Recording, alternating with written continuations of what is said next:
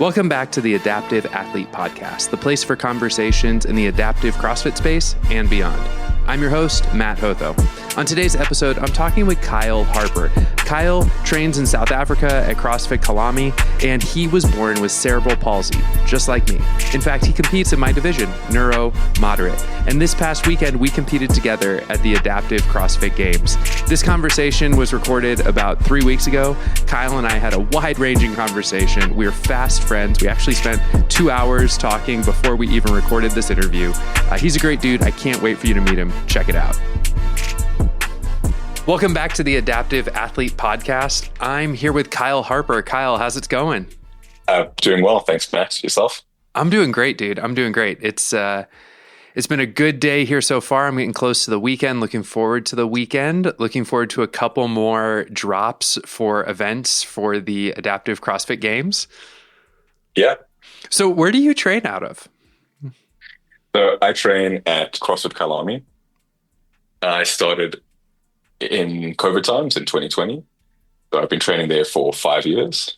Okay. And then about 3 years ago now, I started training privately with Rick Smith. So CrossFit Kyalami is owned by Rick Smith and Jason Smith. And are they brothers? I know Jason Smith is a CrossFit Games athlete, right? Yeah. He's a CrossFit Games athlete, and they are brothers. Rick has also competed internationally. Oh, wow. And he's consistently a 99 percentile athlete out of the open.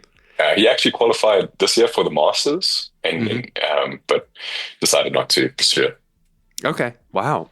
So you're getting some high level coaching for the last 3 years. Yeah. Rick has been an amazing coach. He really understands the mechanics of the movements in CrossFit and how to break those complex movements down into simple, scalable things that for someone like me, an adaptive athlete, can focus on, learn, and once we get a bit more confident, we can put those movements together and slowly starts to look like something more complicated. Yeah, because if anybody has followed you on Instagram or has seen any of your videos, you do some really cool gymnastics stuff that I think a lot of people would be surprised to see somebody with hemiplegic CP doing cerebral palsy, which is what you have. Sorry, I'm giving away the farm right here, but just because you and I have the same disability, only on different sides of our bodies. Yeah, but I mean, so. If you don't mind sharing, like, what's some of the coaching that Rick has given you, maybe not leading up to the games, but even prior to the games, to get you able to do some of the things that you do? Yeah. So when we first started, it was a lot of drills. So we initially just focused on weightlifting. And then I started seeing him a second time a week for gymnastics training as well. And so when it came to weightlifting, it was just drills. And a similar thing with the gymnastics, I could barely do a strict pull-up. I couldn't hang on the bar for any amount of time. That's notable. So we just started trying to build that strength. Once I got a bit more strength, trying to learn that almost bicycle like motion with the butterfly pull-ups. So we would practice on the ground for a bit. And then another drill would be taking the box to the just putting the box underneath the pull-up bar, practicing with one leg and trying to get that motion. Mm-hmm. And once we built that up, it would be just trying to do that like butterfly without even worrying about getting my chin over the bar. Yeah. And slowly building up from... And that's where some able-bodied athletes stop. Yeah. Is butterfly pull-ups without their chin over the bar. I'm being silly. No, but so what you're describing, though, is like skills, like drills that I would see an able-bodied athlete doing too, but how is it different for you? And maybe this will get into kind of how the CP affects you, but like when you talk about doing like a butterfly drill with a box, what are some of the ways that you're having to adapt that? Yeah, so I think with having to adapt with the box, we would have to focus using my right side is my dominant side. And so being able to generate that power with and relying on my right side, even when I do a large set of pull-ups now, after a couple reps, I'm favoring the right side. I'm pulling to the side. So it's one of the things we had to take into consideration when we first started is like fatigue.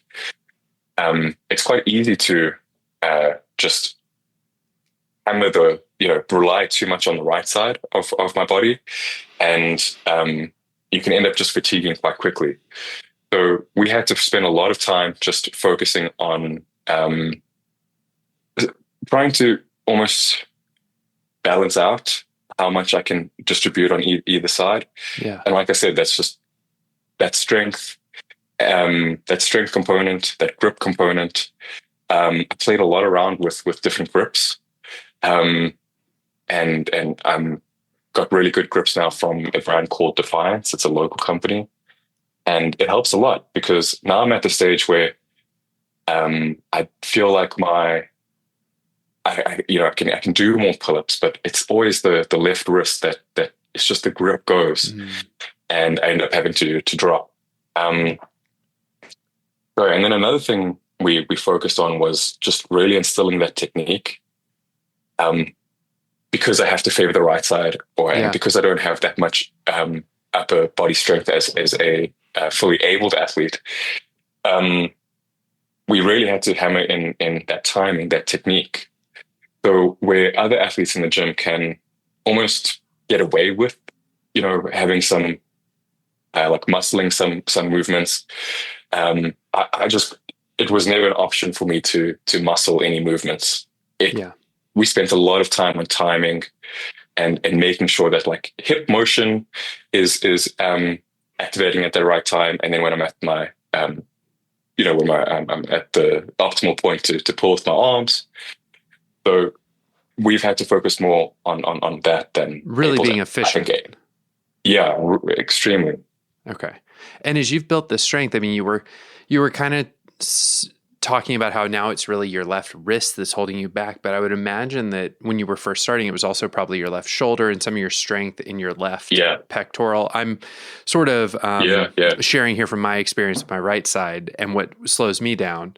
And we can talk about how our CP is a little bit different because we've talked about that off the podcast a little bit. If anybody's interested, we can get into that a little bit later. But it sounds like you were able to build some strength elsewhere on that left side to be able to have the wrist now be really the limiter. When I first started CrossFit, I would often end up pulling the muscles in my left trap and my left shoulder. If I like just trying to do a snatch, and if I got a little too excited and pulled with too much force, that left shoulder would just go into a spasm because those muscles have never really been worked in that kind of manner before. And I mean, when I first started, I get a lot of pains in my left bicep, because it's just, I mean, it's never had to hold on to body weight before. And then working down my left forearm as well, both on the top side of the arm and on the bottom. I remember coming home from a workout, and it just would not. It was like throbbing, And but over the years, that strength has just built up, and some of those earlier concerns that I had earlier difficulties in CrossFit. I've managed to overcome those. Mm-hmm. So talk to me about growing up with CP. What was that like when you were younger? You told me a funny story about your mom letting you play video games when you were younger, actually, to encourage some occupational therapy. But what was that like? Growing up with CP. So growing up with CP has a lot of challenges. Obviously sports is such a big part of school, and you want to partake in sports and you want to do well, but obviously it's quite challenging. When I was younger, we played you call it soccer, football, but I mean, part of that is being able to pass the ball. And with my left foot and left leg, that fine motor movement just wasn't there. So I always played the defensive position because I could just run into people. Mm-hmm. And so yeah, it's like it's definitely challenging. I mean, when I first did swimming, Yeah, we'd just go in a circle, man. And you're like, I'm just trying to get to the edge of the pool, guys. I don't know what's happening here. But yeah, it's difficult. I used to complain to my mom that I was always tired of winning these perseverance awards. Yeah. And I'm like, dude, I want to win. I don't want to be, oh wow, good for him, he showed up. I want to be the dude doing all the cool stuff. Yeah. Yeah. And so I think having to partake in sports with able-bodied athletes or just kids, it's kind of always giving me this desire to keep pushing, not give up. Yeah. Well, you mentioned that you played water polo and swimming, I guess. Were those those were the winter sports in South Africa growing up? Summer sports. Okay. Yeah. Yeah. So so when I got to high school, I started doing swimming, and some friends convinced me to try water polo. And water polo is I don't know if you've played, but it takes a lot out of the legs. It's treading water. Yeah, treading water. And my left leg had just never been used in that kind of capacity before. Mm-hmm. But my right leg would just be spinning. Mm-hmm. And I'd be doing a lot of, even swimming. So like my whole right side would be getting quite beaten in water polo practice. I'd have to go for like sports massages. Yeah. No sports massages. I'd have to go to the physio like every 2 weeks just to try and loosen up the body, because I was overworking my right side so much that it almost became like detrimental.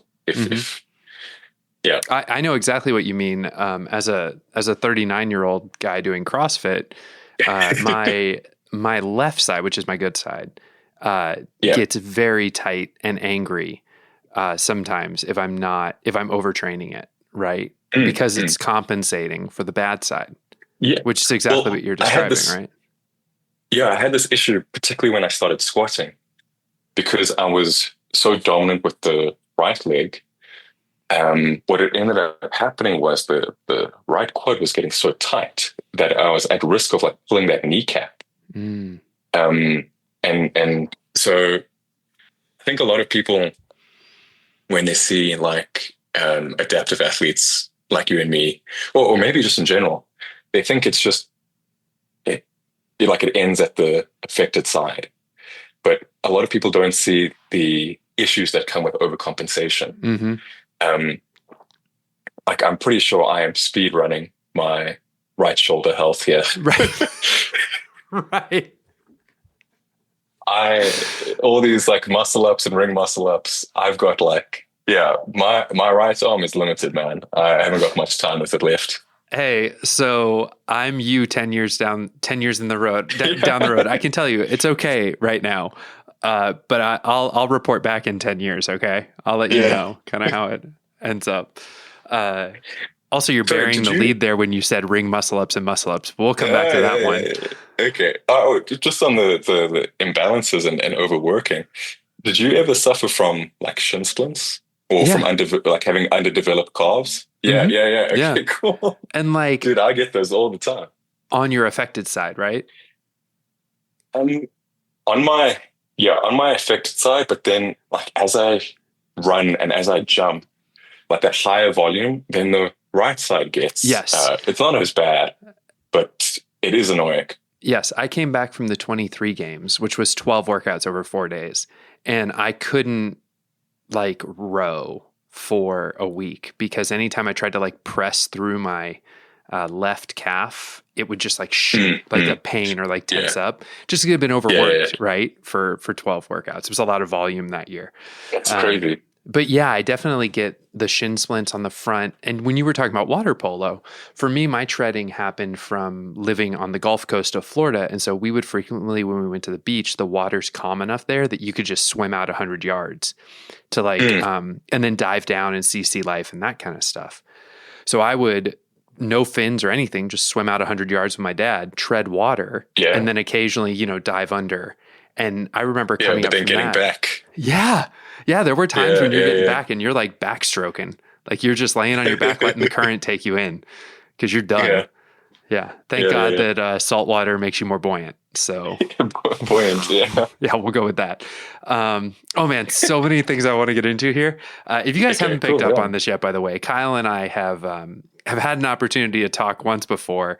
We're really excited to meet each other in Vegas because it's so cool when you get to meet people who have the same impairment as you and have gotten to grow up with it, but experience it differently. And as Kyle was hinting earlier, can do some really cool stuff with it. So Kyle, you said bar muscle ups and ring muscle ups. If you're comfortable talking about it, I'd love to hear just a little bit about what that journey's been like for you, because I think that's something that I would think is out of reach for me, but seeing you do it, I go, oh, maybe a 10-year younger version of me could do it, at some point. A now version of you can do it. Maybe. So the bar muscle ups, there's a bit of context to that. I did the 2021 Open, and this was my second Open. Or no, this was my first Open. And you did able body. And I did scaled. I didn't know about adaptive or anything.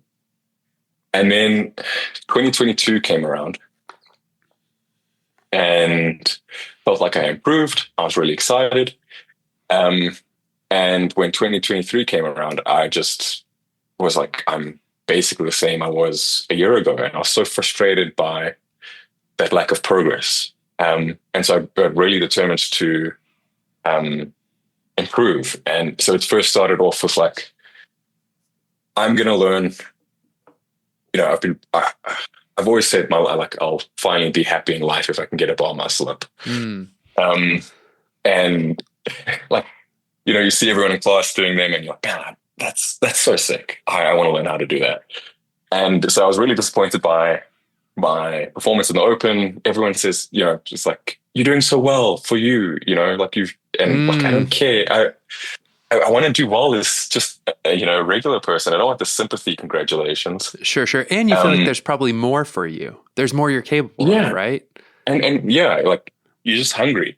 Mm-hmm. And so it started off just like practicing, 10 minutes after class. Every other day, I would just get a box and put it on its tallest side and just that was and just jump. But that was to even just jumping, locking out your arms on top of we have shorter pull-up bars. So just jumping there and just locking out was a challenge because I didn't have the strength in my left arm to just kind of keep locked out there. Okay. And so it started off with just jumping up on the pull-up bar and trying to get, just onto the top side. And then that became, but I was like, just even getting to that, like getting that confidence to sit over took a while. Once I did get that confidence, I put the box on its smaller side and I put some plates so it was a little bit less higher. And then I practiced trying to get more momentum to jump up. Mm-hmm. And I eventually was trying to like swing through with the box and then jump up. Yep. And I was making some progress, but this was about the time that I started training with Rick. I was wondering if you were going to get there. I was wondering if you were going to get it without Rick or if you needed Rick, because I think Rick might be the secret sauce. Yes, not that you're not amazing. So, why I can't get a bar muscle up. No, so I was really trying, and I just couldn't, man. So when I started training with Rick, we had gone over what I had done and everything, and we went straight back to basics. And we actually had this drill where I would lie on my back, raise my legs, and then pop with my hips and slam my feet into the ground to train that like hip hop motion. And from the start, like I said earlier, there was no chance of me being able to muscle a muscle up. We had to rely on that technique. And so after about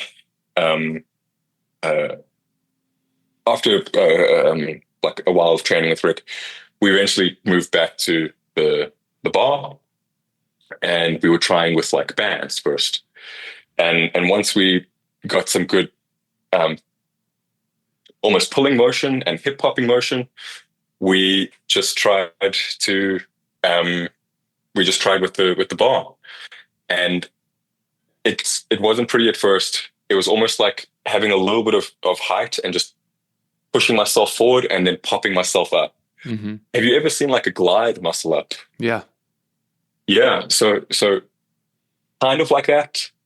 Really trying to use the momentum of the body to just get yourself into that position. And when I first got my muscle up, I pushed off. I was so excited, shouted, and then my left track pulled because it hadn't been. It's just yeah. And I was like, I dropped off from the bar, and I was like, I had to turn my whole body to like look at Rick, and I was like, that was so cool. Let's do it again. But it's and when I started, like, yeah, you can see the videos are now on Instagram, and it looks fine, whatever. But like that bar muscle up, it was like 90, 80%. Like I'm on the one side, I'm like basically just holding on for show on the left, and then trying to get on use all my power on the right side.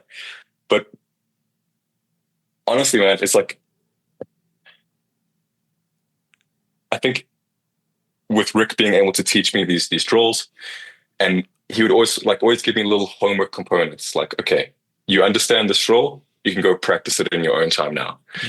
And so, yeah, like whenever I could, just practice those drills after class. I'd always like sneak 10 minutes before class and 10 minutes after class to just practice. And I think a lot of people, people at the box might see me practicing, but, on Instagram, that kind of background effort isn't visible. Of course. And yeah. And like, it just took like, so like the amount of time it's taken is like almost depressing.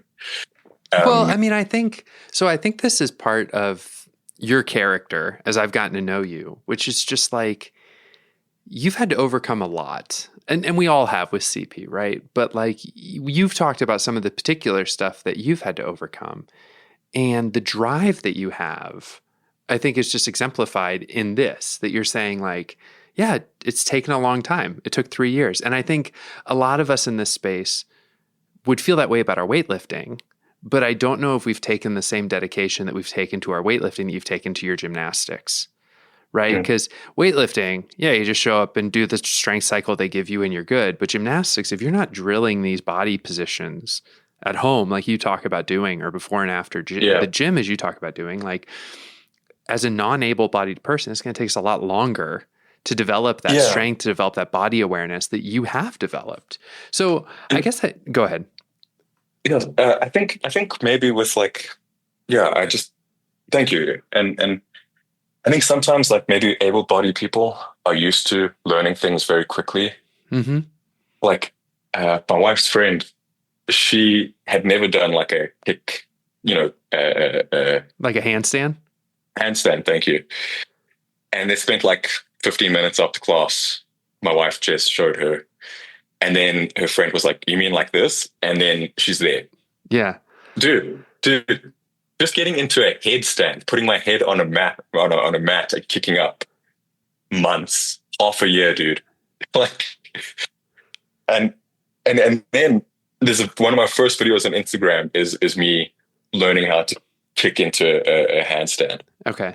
And I still do it now, like with my back basically against the wall, because I can't get that left strength, like the inflection on the wrist. But that took that took another like 8 months. Mm-hmm. Like it is like it's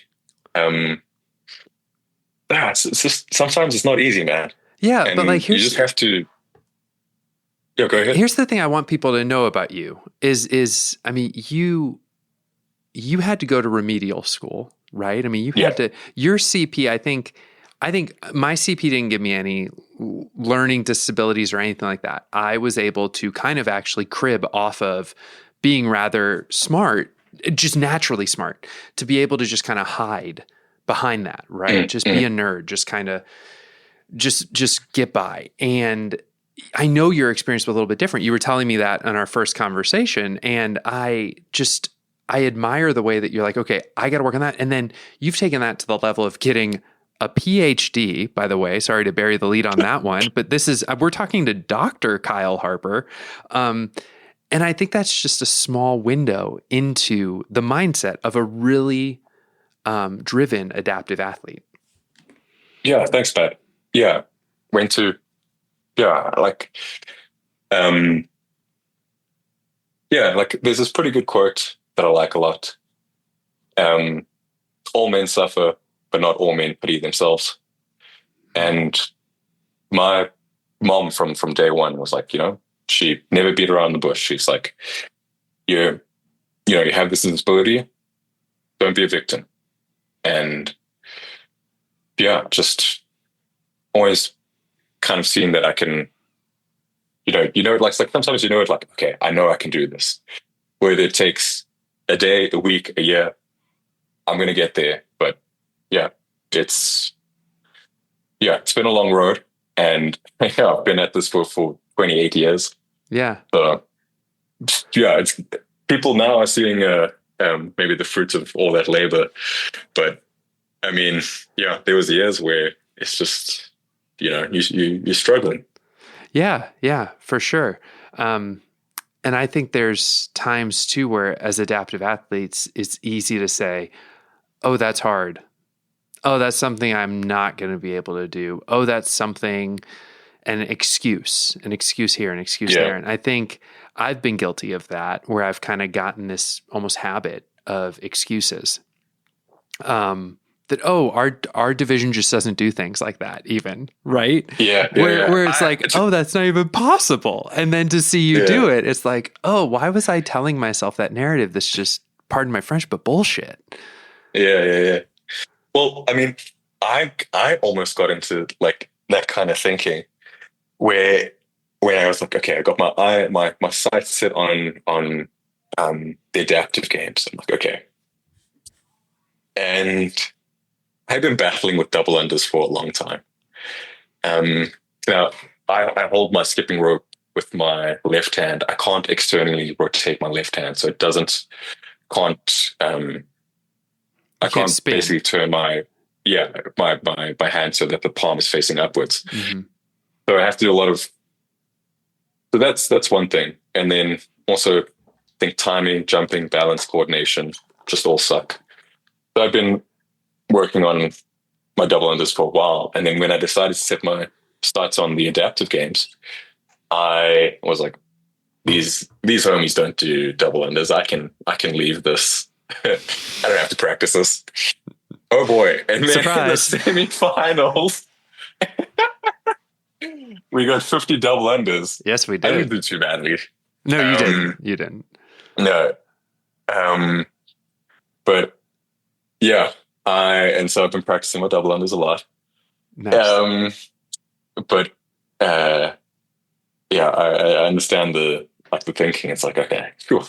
Don't have to worry about that big scary movement. Yeah. But I've looked at some of the previous Wheelwood games and the previous adaptive games, and I think and when it was with CrossFit, they didn't have these as granular divisions, but they had I think it was called mixed extremity or no multi. They also had multi extremity. Yeah. I think it was in that year where they had parallel bars. Yeah. And I had a local comp in 2023, my first comp, and they had parallel bars. What a nightmare for me. And I didn't even like think maybe I can ask them to like scale or whatever. I just, and like you jump off onto those parallel bars and the, like this, not almost, it's not like a spasm, but like the tightness in my left arm when I first, like it almost, not like immobilizes the arm, but it's like a lot more spastic. Yeah. And so now I'm like looking back at these previous workouts at the previous competitions, and CrossFit Adaptive CrossFit Games. I'm like, I need to somehow figure out parallettes before I go to Vegas. And because again, that's like, surely they wouldn't give us that. Right. But it's like it could show up, and you have to be ready for it. Yeah. So speaking of things, what's it? Unknowable and unknown and unknowable. Correct. Speaking of things that could show up and you wouldn't be ready for them, can I give you a lightning round? Yeah, sure. All right, cool. So your line of work is AI research, correct? Yeah. Okay. So I have a haiku here from ChatGPT about having cerebral palsy. Can I read it to you and get your opinion on it? Okay. Cool. The prompt: write a haiku about hemiplegic cerebral palsy. This is ChatGPT 5, mind you. Half my body sleeps, yet the other learns to dance. Strength blooms uneven. Uneven. Oh, interesting. I know. Thoughts? Yeah. I do think that strength blooms uneven is quite relatable. Yes. I wouldn't call my left side sleepy. Is that a slur to us? I don't know. You're right. We should. Half my body sleeps, yet the other learns to dance. Are you a dancer? Well, you just got married. No. I saw pictures from your wedding that looked like there was a dance floor. Oh my gosh, dude! Like, do you ever see videos of yourself? Because like I go throughout my life, I'm like I don't like see myself as a disabled person. And then I see this video of me at my wedding dancing, and I'm like, oh my gosh. Okay. Yes. I am. Yes. Dude. Yes. Someone recorded a video of me coaching. Yeah. Yes. Someone recorded a video of me coaching and walking around a classroom, and I was like, oh my gosh. Yeah. And, CrossFit gyms are notorious like for not having mirrors. Yes. And I'm so glad we don't have mirrors. Although here's the thing, right? About being married, being partnered with a disability. Our partners are amazing. Yeah. I mean, because Jess has been so supportive. They don't see it. Or if they see it, they see it as just another thing they love about us. Yeah. Jess has been incredibly supportive, especially with gearing up for the adaptive games. And Jess has never once batted an eye at my disability. She's always, just loved me for who I am. Mm-hmm. And I think the younger version of me would be quite happy to have Jess, like we were talking last time, it's like, it's like, you always wonder, like, as a kid, I was like, am I ever going to be able to find love? Mm-hmm. But am I going to have to hide this thing from someone forever? Right? Is that how I find love? Yeah. Do I have to pretend or, but I'm extremely happy and extremely grateful to have Jess. Mm-hmm. Okay, this is supposed to be a lightning round. Sorry, we got so philosophical there. I'll blame ChatGPT for that one. Okay, so so when you're working out, what's your go-to snack? Go-to snack for working out? I like the little gummy bears. Mm-hmm.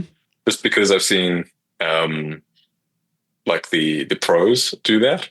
Yeah. and I've read a bit of the science, like replenishing your glycogen levels. Mm-hmm. But I think it's more placebo, and I think I just like having gummy bears.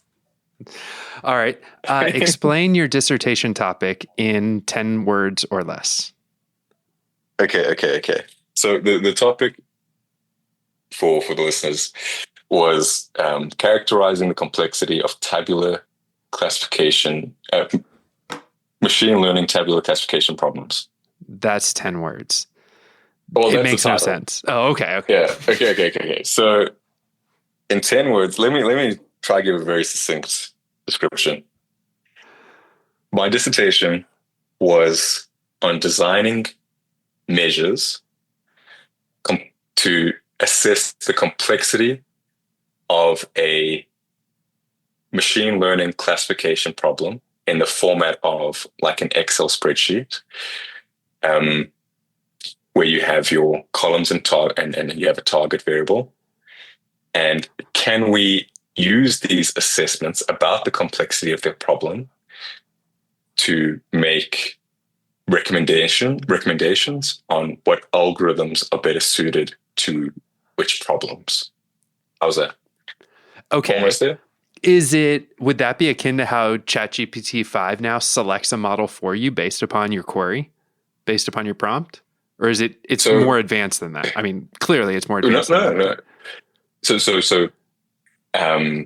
it's probably looking at the prompt and determining how complex, or maybe determining a variety of characteristics. And then based on those characteristics, recommends the appropriate model to answer that prompt. So yeah, similar. All right. Hey, I could get a PhD in AI. No. Yeah, for sure. It's so awesome. Okay, cool. Let's see. Question. Okay. When you think of the city of Las Vegas, what pops into your head? Gambling. Yeah. Are you going to gamble while you're in Vegas? Yeah, for sure. Okay. So we have a gambling strategy, my wife and I. We're going to take an equal amount, and she's going to put it on red, and I'm going to put it on black. And hopefully it doesn't land on 0. And then that way, I think in America you have double 0 as well. Maybe. I don't gamble. And and then either way, if it doesn't land on 0, one of us will be a winner, one of us will be a loser, and we make a net profit. I mean, we walk away. You break even. We break even. And that is the safest way, I think, we can say we have gambled at Las Vegas. Yeah. Because coming with South African rands, gambling is not even in the sights for me. Okay, last question of the lightning round. If you got control of the Spotify at your gym, what are we listening to? Rap. A lot of rap music. Yeah. Tell me more. What kind of rappers? Putting me on the spot here. So I love a group called Run the Jewels. Okay. It's not that mainstream. I've heard of them. But they make a lot of like, sick. Okay. Rap. Run the Jewels. Future. 21 Savage. And who else have I been listening to a lot? Jid.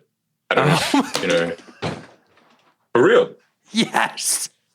Oh, okay. Hell yeah. Yes. So my stepson, he's 16. He is I don't know if he's in his rap phase anymore, but for 9th and 10th grade, I drove him to high school every morning from 7 to 7:30. We'd sit in the car and I'd be like, bro, make me the playlist. And so I said, man, if my son ever goes through a rap phase, I'm letting him have it and I'm just going to lean into it.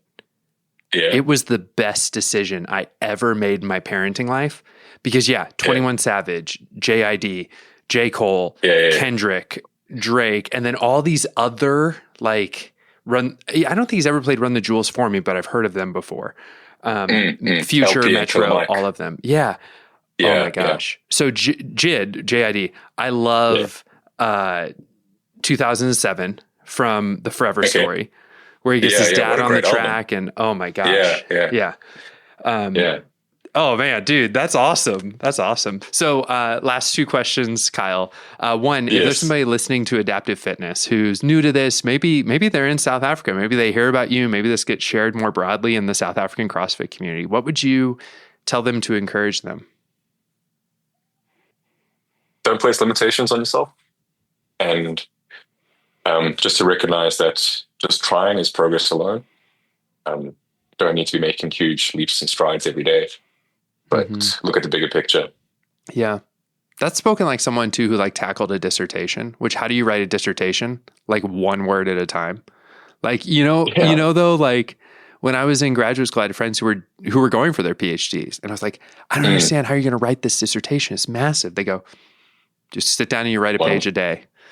Yeah. And even if you scrap that page the next day, at least you try, you made progress somewhere. Yep. All right. And then if you could go back and talk to a younger version of yourself, what would you tell them? I think I'd tell them everything's going to work out. Just very grateful to have the life that I have now. And I think at a young age, we are, growing up with a disability, some ways isolated from the other kids. You're always wondering, am I ever going to fit in? And I think, I'd love to tell my younger self that everything's going to work out. Yeah. It's cool, man. Hey, thanks so much for being on the podcast. I'm so stoked to meet you, dude, in person and compete with you you. Like, let's go. Yeah. Thanks so much for joining us for this episode of the podcast. One thing about my friendship with Kyle that is just so cool is, growing up, it was rare for me to have any friends that had cerebral palsy. In fact, I think I maybe knew one person growing up with CP. When I found WheelWOD, though, I found a fast group of friends like Sam Wapshare, Dustin McCallum, Austin Roth, who all had cerebral palsy, and we got to share what that experience is like. And just this past weekend, meeting Kyle, we went out to dinner after the games ended, and we're sitting at a steakhouse with our families, and we're cutting into a piece of steak, and he's looking at my right hand like, how do you hold your knife or your fork to cut a piece of steak? And we jokingly swapped the utensils and basically tried to see if we could cut a steak faster with our impaired hand than the other person. So these are, that might sound super silly, but it's actually one of the coolest things that comes from the adaptive CrossFit community. And whatever division you're in, you've probably met somebody who you hadn't met anybody who had the same condition that you had. And if you're able-bodied and you were at the games this year, you know that there is something special that happens in this competition when adaptive athletes get to come together, meet each other, and build community. Hey, thanks so much for joining us. We'll be back for one more episode next week, and then we're going to close out season 1, and we'll see you back here later in the year for season 2. I'm Matt Hotho, and I'll catch you next time.